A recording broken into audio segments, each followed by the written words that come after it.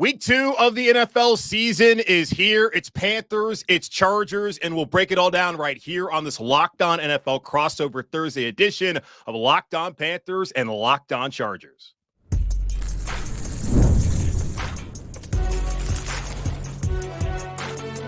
You are Locked On NFL crossover, part of the Locked On Podcast Network. Your team every day. Welcome into another edition of the Locked On Panthers and Locked On Chargers podcast, a part of the Locked On Podcast Network. I'm your host of Locked On Panthers, Julian Council. He is your host of Locked On Chargers, David Droegemeier, and we are here on yet another Locked On NFL crossover Thursday, breaking down the Week 2 matchup of the Carolina Panthers versus the Los Angeles Chargers. Be sure to subscribe or follow our shows for free on YouTube or wherever you listen to your favorite podcast. And every crossover Thursday is presented by our friends over at PrizePicks. Go to prizepicks.com/LockedOnNFL and use code all lowercase LockedOnNFL to win $50 instantly when you play $5. Week 1 was very different for the debuts of Dave Canales in Carolina and Jim Harbaugh in LA. David, I don't know how you're feeling, but it was a rough one for me and all the folks here in the Carolinas. How you doing, man? I'm doing very, very well. I'm just so happy that we are in the middle of the best sports month of the entire year, where we have football and baseball playoffs and, man, college football. It is fantastic. But as far as how we're feeling great around here. I mean, picking up a big win over a division opponent, which to me, those wins count like two, because that division record is so very important. So Charger fans getting the Jim Harbaugh era kicked off in winning style. Yeah, they should be excited. And you bring up a good point. Winning those division matchups are like winning 2 games, and the Panthers are unfortunately kind of down 2 games after losing that first game to New Orleans in horrible, embarrassing fashion, 47-10, while the Chargers won kind of a rock fight there on that Sunday afternoon against the Las Vegas Raiders. Looking at the offense, what's the biggest storyline heading into week 2? I know that running game really looked good in the second half. Is the expectation again that JK Dobbins is going to have another 130-plus rushing attack in the second half? Well, let's hope so. Let's also hope that the Chargers offense gets off to a much faster start than they did in the week 1 matchup against the Raiders. They really only had 83 yards and 2 first downs offensively in the first half. And also the running game did not get going until the second half either. Only 10 carries, 26 yards. They were, really trying to figure things out. Didn't feel like they were trying to establish that rhythm. They had to make some adjustments up front in the blocking schemes, really just get their timing right.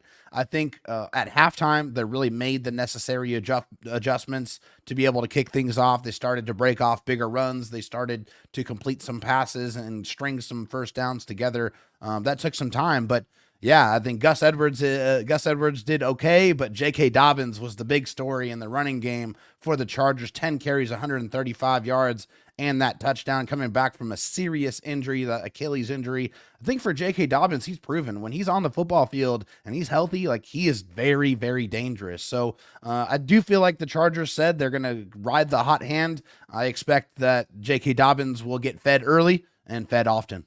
Yeah, looking from the outside, that's an interesting running back group. Gus Edwards, the Gus Bus, was excellent in Baltimore in the role that he played. Then J.K. Dobbins has dealt with injuries. Again, I don't think you look at either one of those backs and think that they're top 10 backs in the league, but together, that's going to be a pretty solid pairing. You already saw it week 1, especially in the second half. I'm curious, how much do you think Justin Herbert missing time in training camp in the preseason impacted the offense on Sunday? Yeah, I think there was a little bit to do with it. I think he was a little bit rusty by his like very prolific, lofty standards. I think he missed a couple of throws, not many, but also like this is a Chargers offense that now doesn't need Justin Herbert to play Superman. That doesn't need to have put the entire offense on his back. And also I just felt like the Chargers felt like they were going to be able to run the ball against the Raiders. Like they were going to stay committed. They were going to continue to hammer. And eventually they softened up the Raiders defense and really hit them big and gashed them in the running game, which is a nice like compromise and a nice change for Justin Herbert, because in the past, the Chargers had no running game to speak of at all. I mean, the last 3 years, it's really been easy to play defense against the Chargers because they can just keep two safeties deep and put a roof over the coverage and really force the Chargers to try to be pinpoint accurate and run the football, which they know that they could not. But now, at least if week 1 is any indication, they should be able to run the football more efficiently, which will then open things up for Justin Herbert. I think he did knock some rust off, and I think he just needs to really continue to get that chemistry with some very young wide receivers. Yeah, let's talk about that. I think when you think about Jim Harbaugh and Greg Roman, you know you're going to be able to run the football. He did it when he was in Michigan with Jim Harbaugh, then went to the NFL and was with his brother John, with the Ravens for all that time. They could run the ball, but there was always questions about the passing game. I think the questions really in Baltimore more about Lamar Jackson and some of the inaccuracies that he has in the pass game. I don't think that's really a concern at all when you look at Justin Herbert, his physical ability and just his overall accuracy. And I've been a huge Herbert fan since his time at Oregon. So I loved how he's come out and had success with the Chargers. I have not loved that they have not necessarily had a defense to complement him and a run game not to complement him. And now I'm looking at the receivers like Keenan Allen.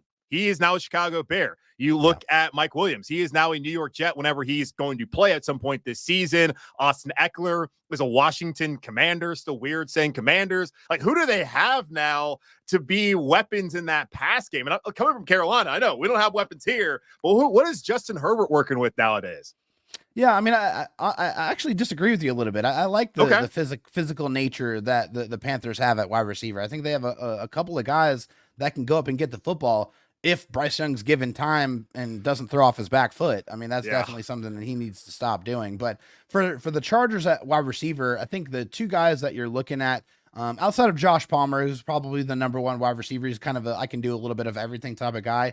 Ladd McConkey is a guy that you're going to have to pay attention to. I mean, he is very, very quick, runs NFL ready routes, has very good hands, is very physical. Like, for a smaller guy, for a 185-pound wide receiver, like, he is not afraid to mix it up. He will get in on the running game. He will try to finish blocks. And also he had a nice touchdown in his debut in the NFL where he made 2 defenders miss and just kind of waltzed right into the end zone. So he's going to get a ton of carries, or excuse me, a ton of targets in this offense. Also, I feel like the Chargers coaching staff has now figured out a better way to utilize Quentin Johnston, which is getting him the ball in space and letting him do what he does best, which is run after catch. He really does turn into a running back when he gets the ball in his hands. The previous coaching staff did not know how to use Quentin Johnston properly, and I think already through one game, we feel a lot more comfortable with how he is being utilized. So those two guys, and also don't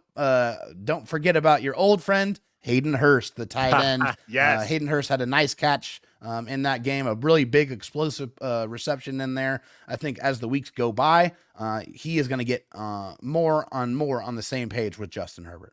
Yeah, Hayden had the concussion last year in Carolina that cost him the final 8 games of the season. Prior to then, I mean, the offense was a complete disaster with the offensive line injuries, Bryce Young being a rookie, the other receivers not getting open, and on and on and on. Just the misery that this Panthers offense was last year. And seems to be after 1 week. So good to see that he's back healthy. I was concerned about that and whether he should keep playing. But, of course, if he's able to, hopefully it works out for him there in LA. And Quentin Johnston, loved him when he was at TCU. Thinking about it, Brock Bowers and Quentin both played against each other in that national championship game. If you want to call it, was a national championship game. It didn't feel like one as Georgia rolled through them. But good to hear that he's at least getting an opportunity now with Jim Harbaugh and that coaching staff, and not surprised that Harbaugh, not Brandon Staley, is being able to figure out how to use a talent like Quentin Johnston. But that is the Los Angeles Chargers. I always want to say San Diego, so good on me for not saying San Diego. Los Angeles Chargers side of things offensively, and I guess I forgot about the defense. What's the defense looking like so far this season? The defense has been fantastic. I mean, going through the Raiders, I think they handled them very, very well. I think Jesse Minter really cooked up a really good game plan and really shut down the Raiders wide receivers. I think Devontae Adams had 59 yards receiving on 5 catches, and they really did a great job of stunting the running game as well. I think they only allowed 73 yards rushing that entire game. So the pass rush is lethal. I mean, they have one of the best pass rushes in the entire NFL with Khalil Mack, a healthy Joey Bosa.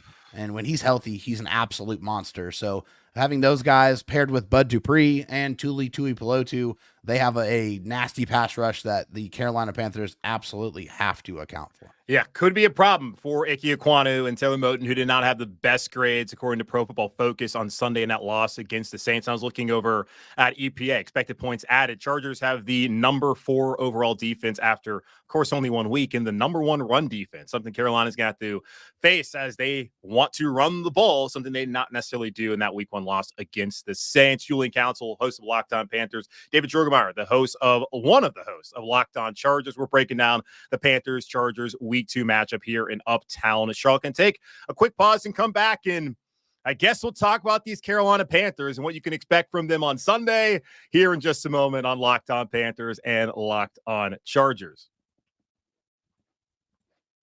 Football is finally back, which means it's time to order your favorite game day food, snacks, and drinks on DoorDash without missing a play. My ultimate spread on game day is pretty simple. Love to get me a big old pizza, some wings, have some chips, and after the Panthers game's over, maybe crack open a beer because, you know, your boy needs it watching this team go out there and embarrass itself almost every single week. But I digress. Use promo code LOCKEDFALL24 for 50% off up to $10 value when you spend $15+ on your first order. Limited time offer. Terms apply. Promo is not valid for orders containing alcohol. DoorDash, your door to game day greatness, your door to more. Download the DoorDash app now to order your game day favorites. Must be 21 and over to order alcohol. Drink responsibly. Alcohol available only in select markets. Men, real talk. The only thing worse than losing your hair is waiting forever for it to grow back. That's why you need Hims, and you can start seeing your hair grow back in as little as 3 to 6 months.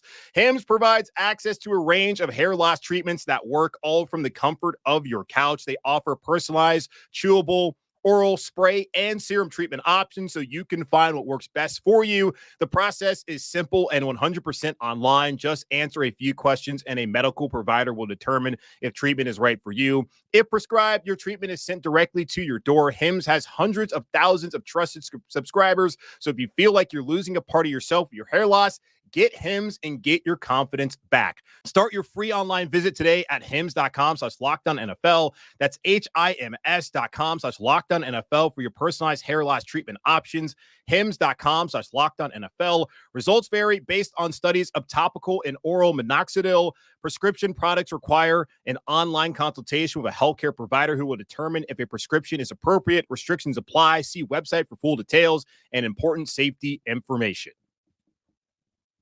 All right, back here on Locked On Panthers and Locked On Chargers. Julian Council, the host of Locked On Panthers. David Droegemeier, one of the hosts of Locked On Chargers. It is a Locked On NFL crossover Thursday, sponsored by our friends over at Prize Picks. We talked about the Chargers of it all. Now let's take a look at the Panthers as, David, that was one of the most embarrassing performances I've ever seen from the Carolina Panthers. And since David Tepper bought the team, I have seen a lot of embarrassing performances. I was not expecting that. Like last week, I asked fans, and I just want to know how people are feeling about things heading into the season. And a lot of times, you know, fan bases aren't very realistic. And this one has had its moments. I'm sure the one that you cover has also had its moments. And I was just like, okay, guys, we're coming out 2-15 here. They made a lot of changes. Like, how do you feel? And most people were telling me 6 wins would be cool. And I've been saying to them, what if this team could triple its win total, which sounds a lot better than 6-11. So that's kind of where I was at heading into the season. And I like that most people were right around 6 or 7 wins. I did see some people thinking the ceiling was like 11, which I thought was ludicrous and looks even worse now. But overall, what people just wanted to see was this team be competent. And they were not competent on Sunday. Like that game was gone and done with after the first quarter. And I mean, my God, man. Yeah, that was tough. That was tough to watch. And I went back and watched that game again. And you know, you talked about how on offense they want to run the football, right? But it's really hard to run the football when you're down 20-0. I mean, that's just it's, you know, it gets you out of your game plan and really forces Bryce Young to have to throw the football a lot more. Now, like I said, I liked, you know, some of the receiving options that the Carolina Panthers have, and Jonathan Mingo, Xavier Legette, you know, Deontay Johnson. Those are all like high quality receivers. Not to mention the veteran Adam Thielen as well. You know, what's the outlook of this offense? Like, what do you want to see? Like, what improvements do they have to show going forward from week 1 to week 2? Well, I mean, where do I start? It's like they got to improve everywhere. And the thing too, like Canales has asked about this after the game, and even on Monday after reviewing film, because coaches a lot of times are like, "Well, I got to see the film first before I can answer your question," which is ridiculous. You just sat there and watched it. I understand from a certain extent that yes, you need to see certain things back, but come on, man. He felt like they ran the ball as much as they wanted to. I think the game dictated them not being able to run as much, but I did not buy that at all. They had a situation where it was 1st and goal, I believe, from the 5. At no point did they ever call, or he ever call, a design run. Eventually, Bryce Young ran it in on 4th down when trying to evade a sack, which is great. They got the touchdown, but he didn't try to run the football at all. And if you're a team, and he's talked about being stubborn about running the football, if you want to establish the run, why are you having Bryce Young throw the ball over the middle on the opening play of the game? That's just my question. So I think they can change things up by actually being dedicated to the run. Chuba Hubbard and Miles Sanders, mainly Chuba Hubbard, needs to touch the ball more than 5 times like he did in that game on Sunday if they're going to have success, especially against a run defense that through 1 week is the top run defense in the NFL according to EPA. I look at the offensive line. I felt like overall the 3 guys in the interior was solid. I thought the Taylor Moton right tackle was solid. Ike Ekwonu, he did give up 4 pressures in that game, and he gave up quarterback hit. He's got to be better, especially this game coming up where you got Khalil, Mack, you got Joey Bosa. Like that can be a concern. And he was really bad last year, having to play with different guys every week at left guard. So they got to be a little bit better at tackle. And I mean, receiving wise, I felt like they were fine. Like Thielen was open. Leggett actually, like his 1.8 yards of separation was one of the worst totals in the NFL last week, but yet he still had 4 receptions for 35 yards. So that was actually encouraging for a guy who's not known to be a great separator, that he was able to not get great separation, but still make plays. Mingo, I'm done with him. The dude fumbled twice last week. One of them was a great play that Canales called up, and he fumbles that ball away. He fumbled a second time that ended up he was out of bounds. You can't trust him with the football. They don't have a lot of options anyways, that receiver outside of the top 2, that being Johnson and Thielen. And Dave Canales was asked about this on Wednesday, how they're going to find more ways to do it. He said, we're working on it. Of course, doesn't want to give away their game plan to the Chargers. Sure. But mainly, they need a quarterback to look confident and to not be jittery in the pocket and be accurate. I sat there and I went to training camp for half the time back in August and at the end of July. And the Bryce Young I saw on Sunday was not the Bryce Young that I saw over on the practice field. I understand that it's completely different on Cedar Street where the Panthers practice than when they get on Mint Street or wherever else in the NFL and play. But still, like that guy looked renewed. He looked rejuvenated. He looked like someone who was going to come out and at least be prepared to have success. I didn't see that at all on Sunday. And if he does not get it figured out, then, well, the Panthers have bigger problems than just whether they're going to win this game in week 2. Yeah. Switching things over to the defensive side for the Panthers. Obviously, again, I mean, both sides of the ball, that's not the type of performance that you want to put out there on tape. And unfortunately, they lost, their probably best defensive player for the season and Derrick Brown, which is awful. What's the defense look like? What are the prospects? Who are the players that we need to pay attention to? What are the redeeming qualities that you want to see or that you see from that Panthers defense? What are the redeeming qualities of a Panthers defense that gave up 9 straight scoring drives and 180 yards on the ground?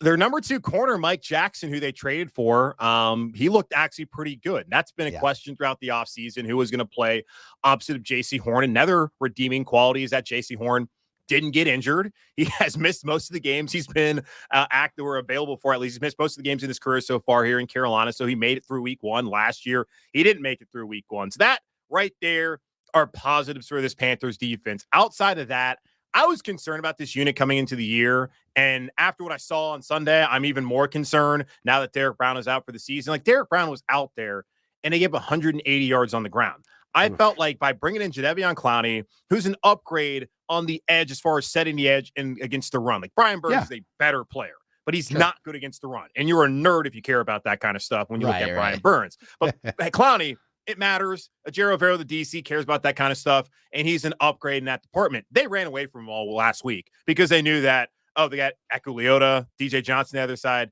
we can run through those guys. And that's what they did last week. And they ran through the entirety of the defensive line. A'Shawn Robinson actually played fairly well. I think he was the highest graded defender for the Panthers, according to PFF. And he's going to have to take on a bigger role now that Brown is gone.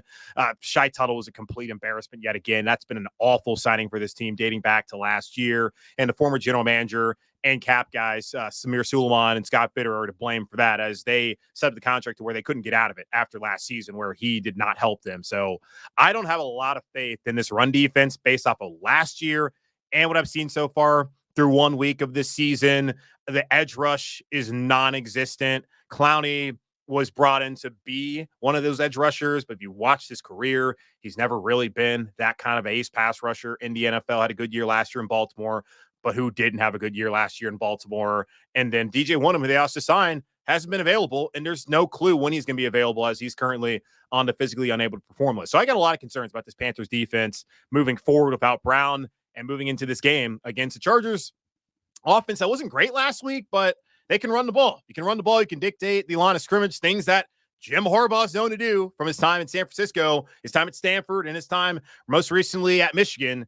Yeah, it's gonna be tough sledding for the Panthers potentially on defense on Sunday. So we looked at the Panther side of things on offense, on defense. We looked at the Charger side of things on offense and on defense. Now let's look at what these teams must do in order to win, as the Chargers, looking at it right now, are nearly a touchdown favorite on the road. So Vegas, our friends in the desert, not liking Carolina after 1 week, but they are liking what they're seeing out of Jim Harbaugh and his squad after 1 week. We'll break it all down here on this Locked On NFL crossover Thursday edition of Locked On Panthers and Locked On Chargers here in just a moment on the show.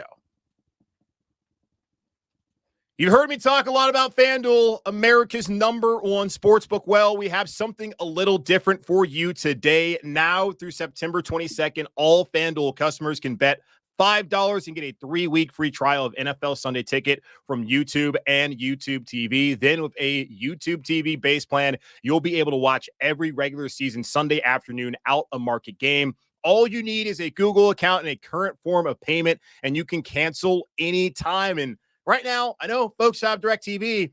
They're not being able to watch sports right now, or Sunday Ticket, because it's over on YouTube TV. And I've had YouTube TV for a long time now, and I love it. And all you got to do is bet $5. Bet $5 on the Chargers to win or the Panthers to win, and you get 3-week free trial. Maybe you win some money, maybe you lose some money. Bet it on college, Major League Baseball. It's that simple, y'all. All you got to do is visit FanDuel.com/lockedon to download America's #1 sportsbook. All right, back here on Locked On Panthers and Locked On Chargers. I'm Julian Council, the host of Locked On Panthers. He is David Droegemeier, the host of Locked On Chargers. It is a crossover Thursday presented by our friends over at PrizePicks. Go to PrizePicks.com/LockedOnNFL and use code all lowercase LockedOnNFL to win $50 instantly when you play $5. The Panthers hosting the Chargers at 1 p.m. Eastern time, 10 a.m. early in the morning there on the West Coast. And looking over at our friends at FanDuel, which we just told you about, 6.5-point favorites. The Chargers are coming on the road. Is that a surprising line to you at all, David, after what we've seen so far? No, not really. I mean, no disrespect to the Panthers, but that was a pretty underwhelming performance to start the season for them. And I think, there's really, a lack of identity for that football team. I don't think they know who they are or what they want to do out there quite yet. And I think they're still trying to figure out who they are. And I think with Jim Harbaugh, he brings an identity. It's ready-made. It's physical. It's physicality. It's, I'm going to drag you into the deep water. I'm going to beat you up. I'm going to pound the rock. We're going to play physical football for 60 minutes, and we're going to see who's standing at the end of the game. So I just think that with given that information, I feel like this is a pretty understandable line here. Yeah, and identity is a big thing. The Panthers for years now have not known what their identity at all is. They didn't know it under Matt Rule. They didn't know it last year under Frank Reich. They did know it for a period of time when Steve Wilkes was the interim head coach, but David Tepper was not interested in Steve Wilkes being the interim head coach or the head coach, period. No idea why. Identity. Yeah, and that's the thing that a lot of fans, I saw it brought up on social media on Sunday. The Panthers had an identity. They had an attitude. They brought physicality. And Tepper said, no, I need to have an offensive coach because apparently that's the only way to have success in the NFL, which is patently false. But I digress. Looking at things on Sunday, what are 3 things the Chargers have to do to beat the Panthers other than, of course, just show up based off how the Panthers played last week?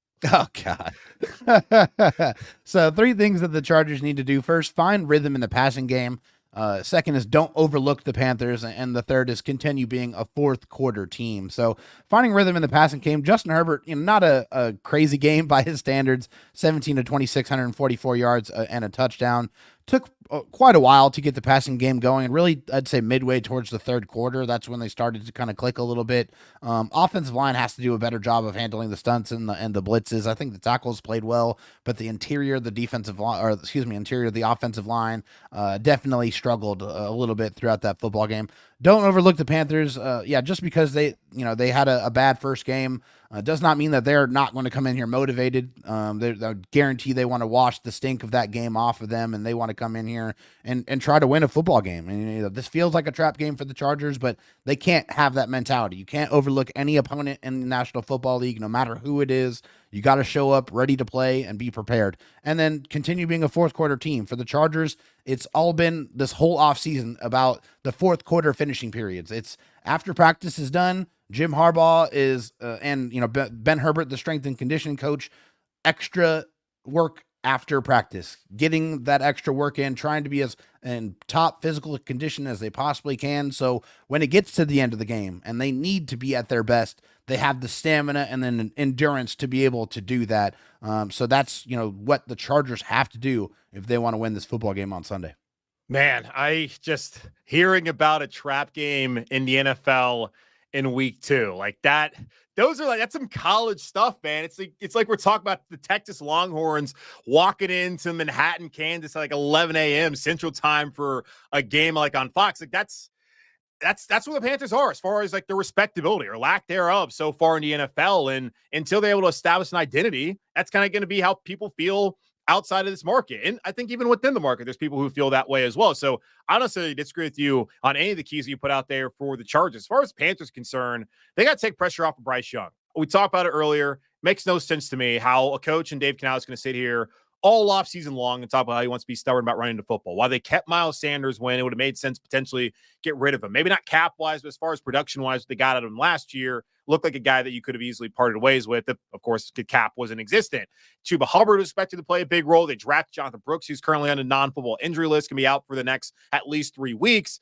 I'm just shocked that they did not come out there and try to run the ball on the Saints and that they asked Bryce to carry them. He throws a pick immediately, and then his confidence is gone. And by the time you wake up, if they ever woke up, you're down 17-0. You're getting embarrassed. Like, they got to take pressure off of Bryce. They have to run the ball, especially between the tackles. They brought in Robert Hunt at right guard, Damian Lewis at left guard, and shifted Austin Corbett there at center for a reason, because they want to run the ball, and they need to do that with Chuba Hubbard and Miles Sanders. I'm someone who thinks that you got to run running backs into the ground and then move on and get another one. You use them, you abuse them, and then you lose them. This is the last year for Hubbard. This should be the last year for Miles Sanders. Run those guys, man. I don't see what they're waiting for there. Take pressure off of Bryce Young in that manner.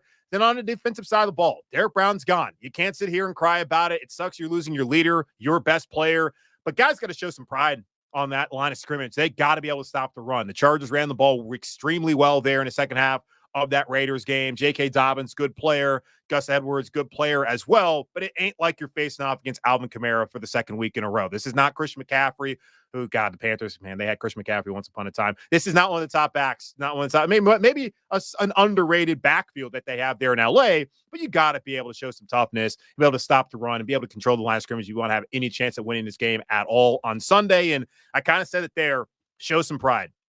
There's a lot of guys who were here last year when they went 2-15. There's a lot of guys that were here the year prior when they turned things around after a 1-5 start and were right there week 16 with an opportunity to beat Tampa Bay and potentially go to the playoffs by winning the division. A lot of guys are here when they won 5 games back-to-back seasons. There's a lot of dudes that have just not won games in Carolina. And at some point in time, you got to just say you're sick of it and actually do something about it and show some pride. Last week, what I saw was was absolutely the most embarrassing performance in week 1 of in this franchise's history. I just don't understand guys like Shaq Thompson getting a tackle late and celebrating. You're getting your ass kicked, man. And you're supposed to be a captain on this team, one of the leaders. You got to got to have a situational awareness, but also show some dang pride, man. That's what I want to see from the Panthers team on Sunday if they're going to have any chance at winning this game at all. I don't necessarily have a pick. Do you have a pick at all, David, or are you all set on where the Chargers potentially need to do on Sunday?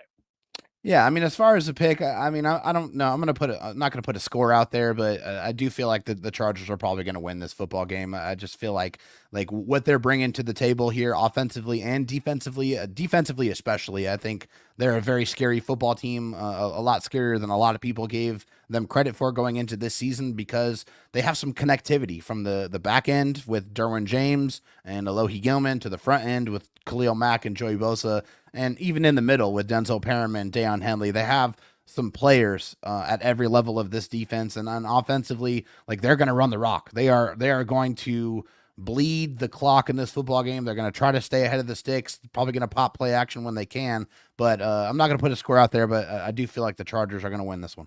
Yeah, and I think everything's leaning towards the Chargers just based off of 1 week, but it is just 1 week, week to week league here in the NFL, and it's certainly not a run possibility. The Panthers decide to figure things out, come out Absolutely. and play a much better game on Sunday, which is part of the reason why you said don't overlook this Panthers team after what happened last week. Don't really have a pick on the game, but I do think I'm expecting that it'll be a little bit closer than it was last week, a lot closer than it was last week, and the Panthers lost to the Saints. But that's going to wrap up this edition of Locked On Panthers and Locked On Chargers. I'm your host of Locked On Panthers, Julian Council. He's one of the hosts of Locked On Chargers, David Droegemeier. A Locked On NFL Crossover Thursday brought to you by our friends over at Prize Picks.